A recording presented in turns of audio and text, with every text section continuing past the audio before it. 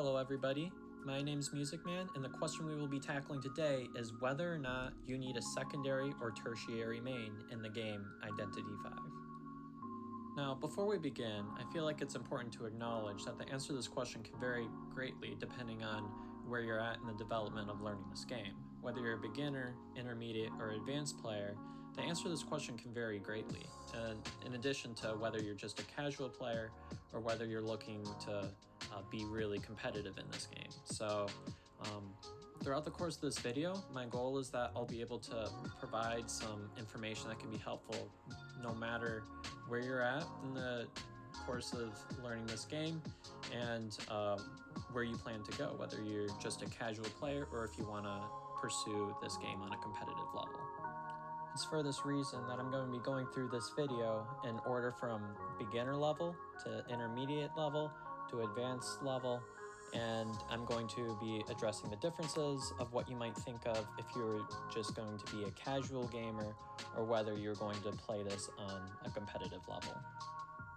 Alright, so to start, I'm going to be addressing players in the beginner category for the sake of this video. I'm going to define that as players in tiers 1 through 3. So players in this category are typically just starting out at the game. Being that you're in tiers 1 through 3, you don't have necessarily all the amount of experience that intermediate or advanced level players are likely to have. So generally what I recommend in this category would be to testing out a lot of characters in single training mode. That can typically be a good way of figuring out what types of characters you like.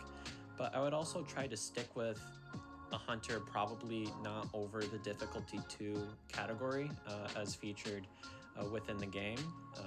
In order to figure out what difficulty level a character is, you can just open their profile in your little notebook on the screen, and it'll tell you roughly how difficult that character will be.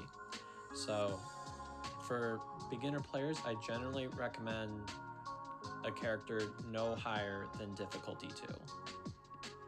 Now, as for whether you should think about having 2 or 3 mains at a time, I don't believe that's super important at the beginner level. At the beginner level, I think it's important to, 1, experiment with many characters only for the sake of figuring out what your type of play style is, but really you should be thinking of trying to pick one character that you really like playing that you would want to consider your first main. That, I believe, is number 1 at this stage.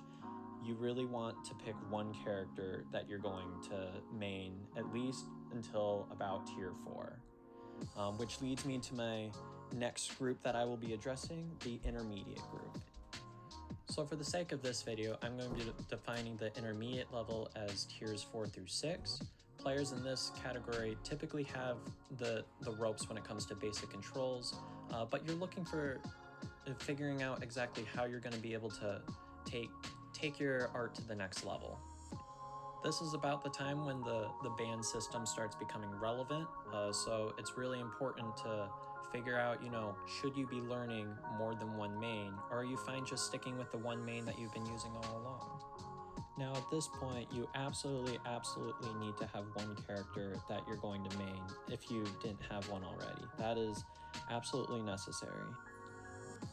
At this point of the game, it is very important for you to focus primarily on your first main, but for every once in a while, it is good to experiment with a second main because eventually you will face that match when your main gets banned, and it's very important for you to be able to have a backup in the case that happens. Now, when picking a secondary character, you want to be able to think about one that basically covers your first main's weaknesses. By that I mean, you want to cover a second main that's strong on all of your main's weak maps and is strong against all of your first main's weak characters.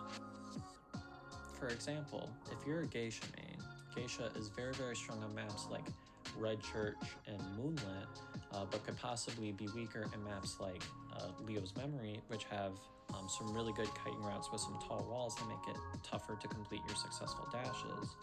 You might think of picking up a character such as Sculptor as a secondary main that will be able to counter characters like Seer and Perfumer that counter Geisha, but also aren't that bad on a map such as Leo's Memory, where the higher walls aren't necessarily as much of a factor.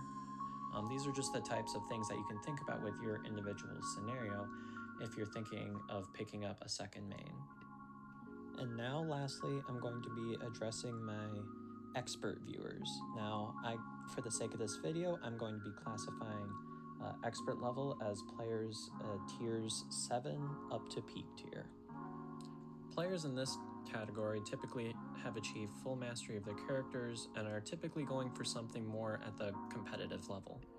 I myself at one point was at this level, as I was at one point a peak tier hunter myself, as well as earning the top 10 Bloody Queen and first Disciple Lamb. I also even did a few matches on the competitive scene as well. This is the tier when you might want to start thinking about the meta strategies of the game. No matter when you're watching this will be relevant. You're going to be wanting to look at some professional level tier lists. I know Eli is a current creator. You can pop by his channel and see some of his most recent tier lists. If he's still creating at the time you're viewing this video, that could possibly be a good source for you. But really just make sure you're following a few creators and seeing what the tier lists are if you're thinking of adding more mains, because once you get into these higher tiers, a lot of times you're going to want to be looking for what characters are the best at that period of time. Now, once you get into this tier, you're going to want to think about how your characters align with the meta. As a general rule of thumb, with the current ban system, with there being 2 possible hunter bans at a time, if your characters align very closely with the meta, you should think about having at least 3 mains. So, for instance, at the time of recording this video, it appears that the top 2 bans are Bloody Queen and Geisha.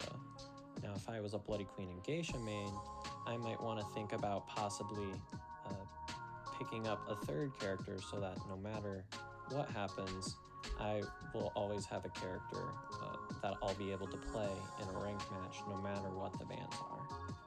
This goes without saying, but your mains should typically cover many different areas of hunters. So basically, what I'm saying is that you're going to want to pick some hunters that are going to be useful on all maps against all team comps. You want to be able to have something no matter what your opponents throw at you. That being said, if one of your hunters is an extremely off-meta hunter, you might only really need to learn 2 hunters at the same time, because it's really not super likely that both of them are going to be banned if your intention is only to be playing in ranked matches. So if you main a very off-meta character such as, like, say, Percy, you'll probably be alright if you just learn, like, Percy and, like, one other hunter. That'll probably be just fine for you. And now I would like to briefly talk about just some differences on what you might think about if you're planning on either doing like a casual run of this game, or if you're planning on playing this game on the competitive level. If you're looking to just play this game casually, which is totally okay, and you aren't really looking to be active on the competitive scene or anything, I'd really like to encourage you just to really focus on just playing whatever characters you really enjoy playing the most, even though you might not necessarily be the most successful on like the competitive scene or anything. If you really are just playing the characters that you think are the most fun, then ultimately like you've kind of hit your main goal of what you want out of this game. Now, that being said, everything is a little bit more complicated on the competitive level, especially once you look at like the types of competitions that you want to be participating in, the amount of bans that are allowed per match, in addition to just kind of like the general skill level of the competition. They're all factors to consider when thinking about what mains you want and how many mains you want when it comes to looking into a tournament.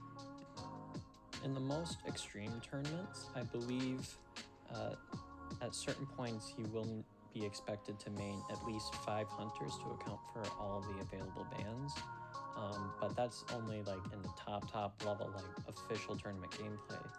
But if you plan on playing on that level, then I would definitely bank on trying to learn as many of the main characters, but not just any characters. You want to be looking at characters that are very high at the top end of the meta.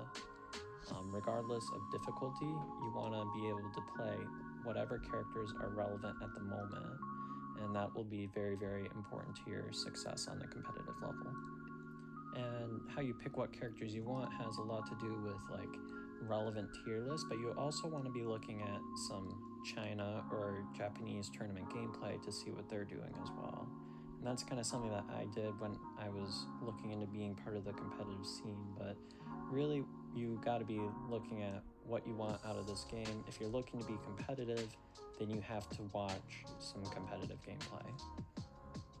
And thank you all for watching. I believe that just about covers today's video. If you really enjoyed this video, please consider hitting that subscribe button. I would greatly appreciate that. I am coming back after an extended break, but I would definitely appreciate if you would all hit that subscribe button. It really helps me out a lot.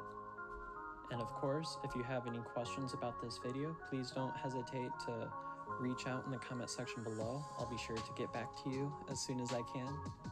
And if you have any future unrelated questions that you would like me to address in a future video, please be sure to leave a comment in the comment section below, and I might actually answer your question in a future upcoming video.